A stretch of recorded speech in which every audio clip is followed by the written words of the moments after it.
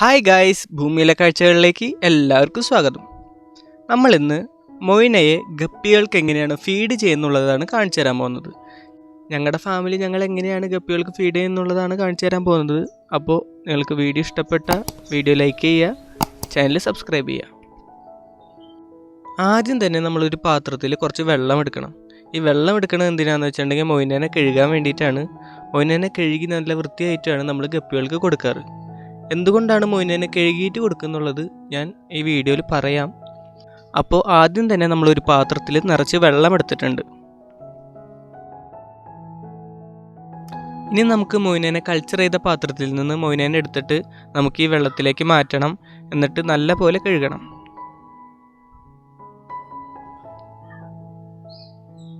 നമ്മളിപ്പോൾ കൾച്ചർ എടുത്തുകൊണ്ടിരിക്കുന്നത് ഈസ്റ്റിൽ കൾച്ചർ ചെയ്തിട്ടുള്ള മൊയിനേനെയാണ്.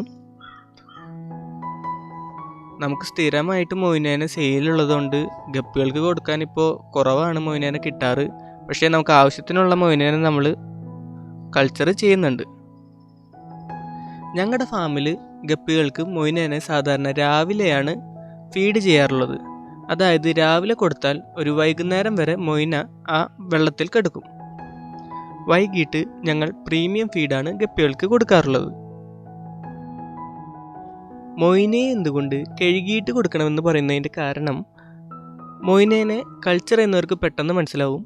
മൊയിനയുടെ വെള്ളം ഒരു 5-6 ദിവസം കഴിഞ്ഞിട്ടുണ്ടെങ്കിൽ, ഈസ്റ്റിലൊക്കെ കൾച്ചർ ചെയ്യുമ്പോൾ ഒരു 5-6 ദിവസം കഴിഞ്ഞാൽ മൊയിനയുടെ വെള്ളം പെട്ടെന്ന് തന്നെ ചീത്തയാവും. അതിൽ നിന്ന് പൊട്ട സ്മെല്ല് വരും. അപ്പോൾ നമ്മൾ ഈ മൊയിനേനെ കഴുകാതെ ഗപ്പികൾക്ക് കൊടുക്കുകയാണെങ്കിൽ ഗപ്പികളുടെ വെള്ളം പെട്ടെന്ന് തന്നെ ചീത്തയാവാനുള്ള സാധ്യത വളരെയധികം കൂടുതലാണ്. മൊയിനയെ വളർത്തുന്ന വെള്ളത്തിൽ നിന്ന് ഗപ്പികൾക്ക് ഇൻഫെക്ഷൻ വരാനുള്ള സാധ്യത വളരെയധികം കൂടുതലാണ്. അതുകൊണ്ട് എപ്പോഴും മൊയിനയെ കഴുകിയതിന് ശേഷം മാത്രം ഗപ്പികൾക്ക് ഫീഡ് ചെയ്യുക.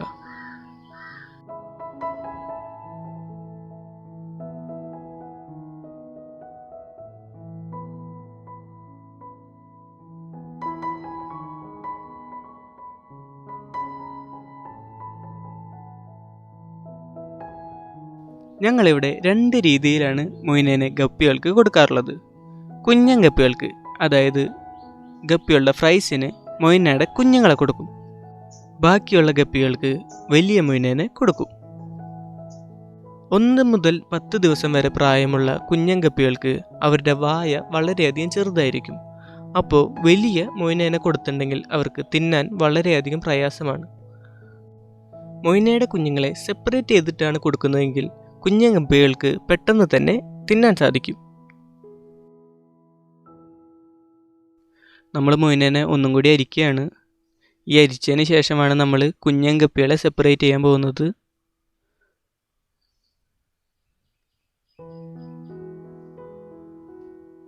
നമ്മൾ മൊയിനേനെ നല്ല പോലെ കഴുകിയിട്ടുണ്ട്. അതിന് ശേഷമാണ് ഈ അരിക്കുന്നത്.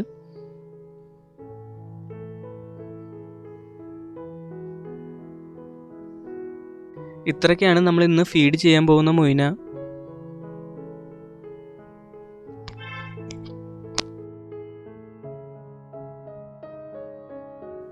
പൈപ്പിൻ്റെ ചുവട്ടിൽ അരിപ്പ പിടിച്ചാൽ മൊയിനയുടെ കുഞ്ഞുങ്ങളെ പെട്ടെന്ന് തന്നെ നമുക്ക് സെപ്പറേറ്റ് ചെയ്ത് മാറ്റാൻ പറ്റും. നമുക്ക് അടിയത്തെ പാത്രത്തിൽ മൊയിനയുടെ കുഞ്ഞുങ്ങളെ നമുക്ക് കിട്ടുകയാണ്. മുകളിലുള്ളത് അഡൾട്ട്സ് മൊയിനയാണ്. അവർ അരിപ്പയിലൂടെ താഴത്തേക്ക് പോകില്ല. കുഞ്ഞുങ്ങളൊക്കെ ആ അടിയിലെ പാത്രത്തിൽ നമുക്ക് കിട്ടും. ഈ കുഞ്ഞുങ്ങളെയാണ് നമ്മൾ ഗപ്പിയുടെ കുഞ്ഞുങ്ങൾക്ക് കൊടുക്കാൻ പോകുന്നത്.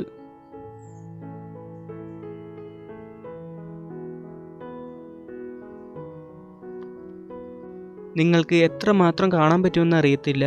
ഇതിലാണ് നമ്മുടെ മൊയിനയുടെ കുഞ്ഞുങ്ങളുള്ളത്. ഈ മൊയിനയുടെ കുഞ്ഞുങ്ങളെ നമുക്ക് ഗപ്പികൾക്ക് എങ്ങനെ കൊടുക്കാമെന്നുള്ളത് കാണിച്ചു തരാം.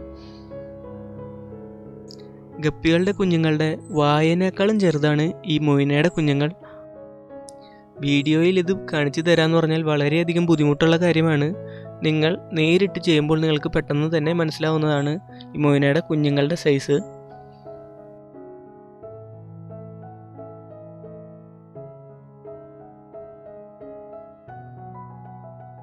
ഞങ്ങളിവിടെ മൊയിനയുടെ കുഞ്ഞുങ്ങളെ എടുക്കാൻ വേണ്ടിയിട്ട് ഉപയോഗിക്കുന്നത് ഫില്ലറാണ്. നിങ്ങൾക്ക് സിറിഞ്ച് വെച്ചിട്ട് ഉപയോഗിക്കാം. ഞങ്ങൾ ഫില്ലർ ഉപയോഗിച്ചിട്ടാണ് മൊയിനയുടെ കുഞ്ഞുങ്ങളെ ഗപ്പികളുടെ കുഞ്ഞുങ്ങൾക്ക് കൊടുക്കാറ്.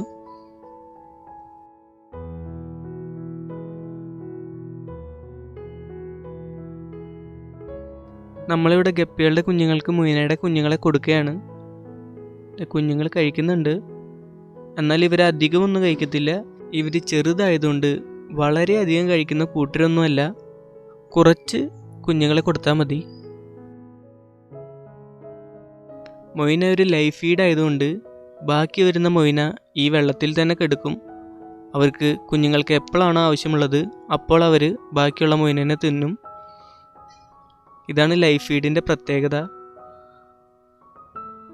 പിന്നെ ഈ മൊയിനയിൽ 90% പ്രോട്ടീനാണ് അടങ്ങിയിരിക്കുന്നത്. അതുകൊണ്ട് ഗപ്പികൾ പെട്ടെന്ന് തന്നെ വളരും.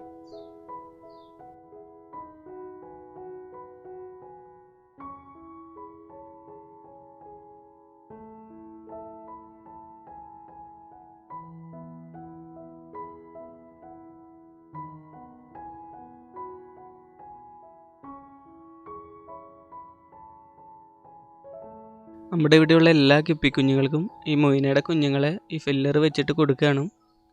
നിങ്ങൾക്ക് വേണമെങ്കിൽ സിറിഞ്ച് വെച്ചിട്ട് ഇങ്ങനെ കൊടുക്കാവുന്നതാണ്.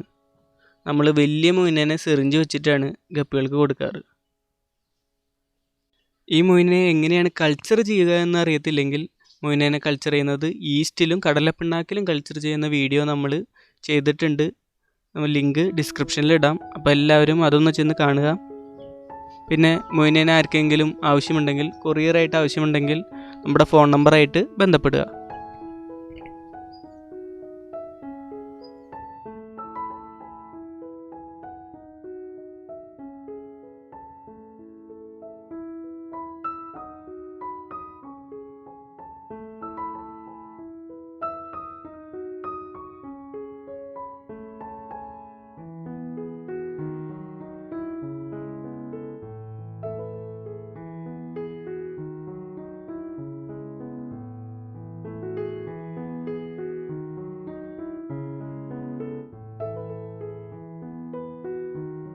ബാക്കിയുള്ള വലിയ മൊയിനെ നമുക്ക് നമ്മുടെ ഗപ്പികൾക്ക് കൊടുക്കണം. ഇതിന് നമ്മൾ ഒരു സൂചിയാണ് ഉപയോഗിക്കുക. ഗപ്പികൾക്ക് കൊടുക്കാൻ വേണ്ടിയിട്ട് നമ്മൾ 2 രീതിയിലാണ് മൊയിനെ ഫീഡ് ചെയ്ത് പോരുന്നത്. മൊയിനെ എപ്പോഴും ഇങ്ങനെ വെള്ളത്തിൽ ആക്കിയതിന് ശേഷം മാത്രം ഗപ്പികൾക്ക് ഫീഡ് ചെയ്യുക. അപ്പോൾ അളവ് തെറ്റാതെ മൊയിനയെ ഗപ്പികൾക്ക് കിട്ടും. അല്ലെങ്കിൽ ഒരു പാത്രത്തിൽ കൂടുതലും മറ്റൊരു പാത്രത്തിൽ കുറവുമായിട്ടൊക്കെ ഗപ്പീനെ നമ്മൾക്ക് ഫീഡ് ചെയ്യേണ്ടി വരും. ഈ അളവ് തെറ്റാതിരിക്കാൻ വേണ്ടിയിട്ടാണ് ഇങ്ങനെ ഒരു പാത്രത്തിലാക്കിയിട്ട് സിറിഞ്ച് വെച്ച് കൊടുക്കുന്നത്. നമ്മളിവിടെ എടുത്തിരിക്കുന്ന വലിയൊരു സിറിഞ്ചാണ്. മേടിച്ചപ്പോൾ വലുത് തന്നെ നോക്കി മേടിച്ചു.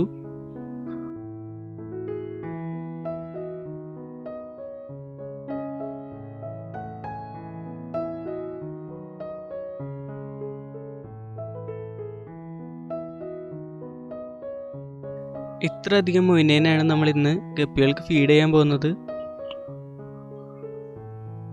സിറിഞ്ചിൽ ഈ മൊയിനെ ഫീഡ് ചെയ്യുന്നതാണ് വളരെ എളുപ്പം.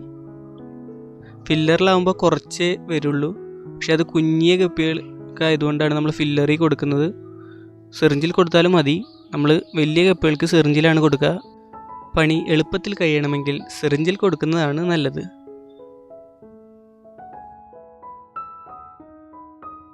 ഞങ്ങളുടെ ഇവിടെയുള്ള ഗപ്പികൾക്ക് മൊയിനെ വളരെയധികം ഇഷ്ടമാണ്. വേറെ ഏത് ഫീഡ് കൊടുക്കുന്നതിനേക്കാളും കൂടുതൽ അവർ ഈ മൊയിനെ കഴിക്കും.